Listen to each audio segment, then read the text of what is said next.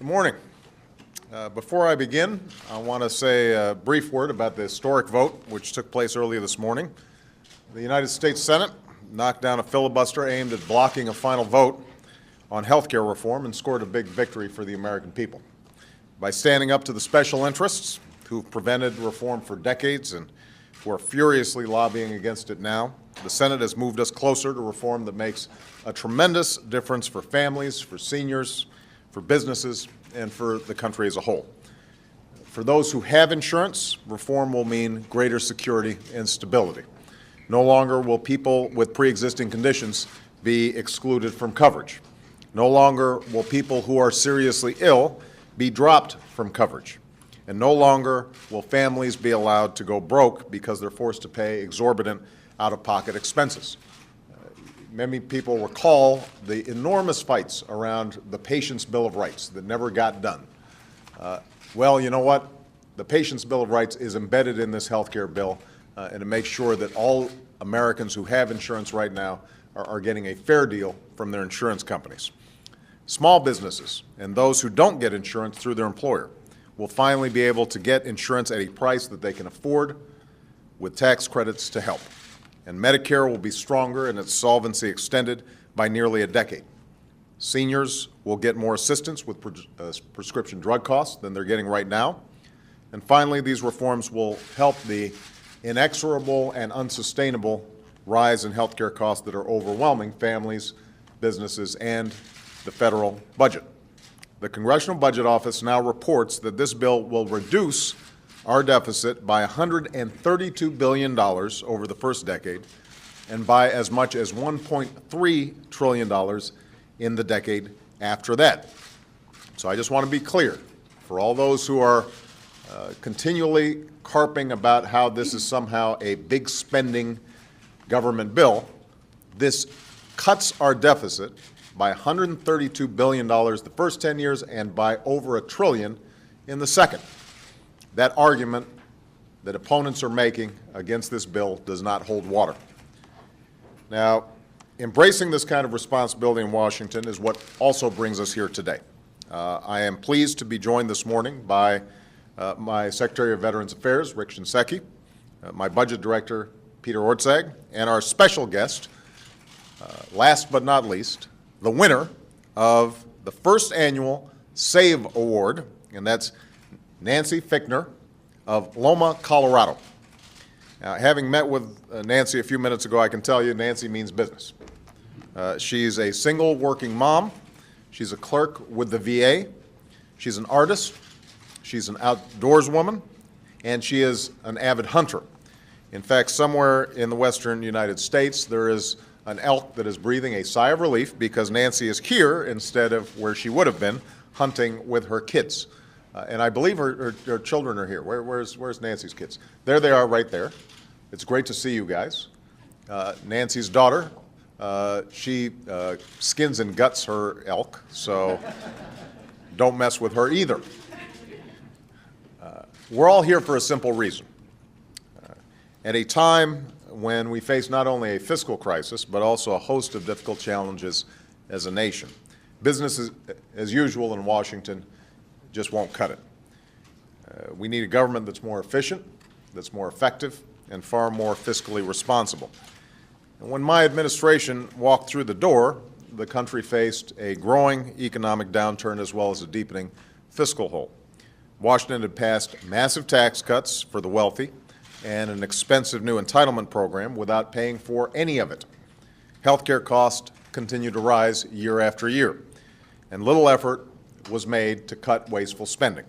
As a result, over the previous 8 years, the national debt doubled. In January, the deficit stood at $1.3 trillion. And we had to make the difficult decision to add to the deficit in the short term to prevent the potential collapse of our economy.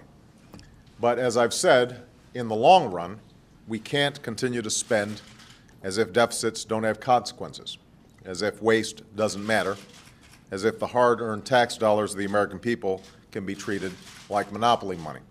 That's what we've seen time and time again.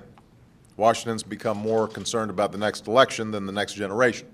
It's put off hard choices, spending bill after spending bill, budget after bloated budget. Government contracting is a perfect example. Between 2002 and 2008, the amount spent on government contracts more than doubled, and the amount spent on no-bid, non-competitive contracts jumped by 129%. This is an inexcusable waste of money. And that's why back in March I ordered federal departments and agencies to come up with plans to save up to $40 billion a year in contracting by 2011. And over the past 6 months, agencies have been making cuts by looking for better deals, by ending contracts and doing work in-house, and by opening up no-bid contracts to competitive bidding. Because of these efforts, I'm proud to announce today that we are on track to meet our goals. 24 departments have identified more than $19 billion in savings for this year alone. And this is only the latest example. At my very first cabinet meeting, I directed every secretary to join us in scouring the budget line by line to find ways to make government more efficient and less wasteful. Together, we identified more than 100 programs to scale back or end completely, as well as other ways to cut costs, finding $17 billion in savings so far. We're also going after roughly $100 billion wasted on improper payments to contractors, organizations, and individuals. To put this in perspective, these mistakes, and in some cases abuses, cost taxpayers more each year than the budgets for the Education and Homeland Security departments combined. We've done what some said was impossible, preventing wasteful spending on outdated weapons systems that even the Pentagon says it doesn't need. And I've insisted from the beginning that health care reform will not add one dime to our deficit. And as I just noted, not only is it not adding to our deficit, it's actually reducing it. And finally, I've issued a challenge to every man and woman who works for the federal government. If you see a way that government can do its job better or do the same job for less money, I want to know about it. And that's why we started the SAVE Award, to draw on those who know government best to improve how government works. We asked federal employees to submit reform proposals based on their experiences, and in a testament to the seriousness with which these folks are taking their jobs, we received more than 38,000 proposals in just 3 weeks. From these submissions, 4 finalists were selected and put to an online vote. Nancy is here because she won. Her idea stems from her experience at the VA Medical Center where she works. She noticed that whenever patients left the hospital, leftover medications like eye drops or inhalers were just thrown away. And often veterans would have to go right back to the pharmacy to refill what was discarded. So the VA is paying twice. It's waste, plain and simple. And thanks to Nancy and to Secretary Shinseki and the folks at Veterans Affairs, we're putting a stop to it. The change is already underway. Of course, Nancy's proposal was just one of many great ideas that came to us. We've already begun to implement a host of suggestions made through the SAVE contest. And while promoting electronic pay stubs or scheduling Social Security appointments online or repurposing unused government supplies may not be the most glamorous reforms in history, when taken together, these small changes add up. They add up to a transformation of how government works.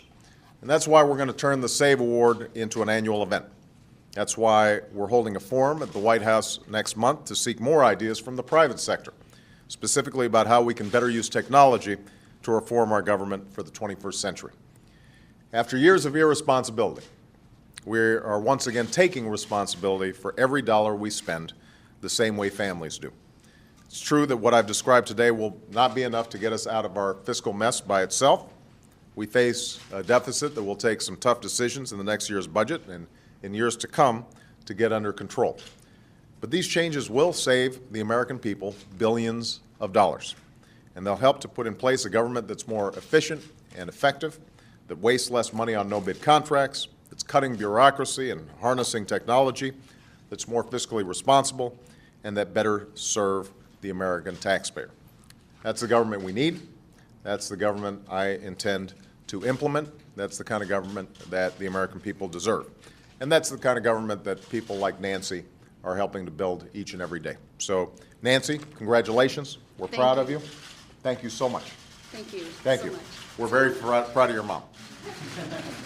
That's great. Thank you, everybody.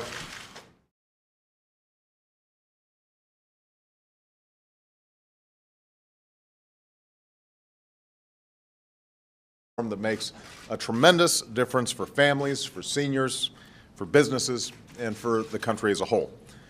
For those who have insurance, reform will mean greater security and stability. No longer on health care reform, and scored a big victory for the American people. By standing up to the special interests who've prevented reform for decades and who are furiously lobbying against it now, the Senate has moved us closer to reform, forced to pay exorbitant out-of-pocket expenses. Many people recall the enormous fights around the Patient's Bill of Rights that never got done. Well, you know what? The Patient's Bill of Rights, or will people with pre-existing conditions be excluded from coverage? No longer will people who are seriously ill be dropped from coverage. And no longer will families be allowed to go broke because they're... Good morning. Before I begin, I want to say a brief word about the historic vote which took place earlier this morning. The United States Senate knocked down a filibuster aimed at blocking a final vote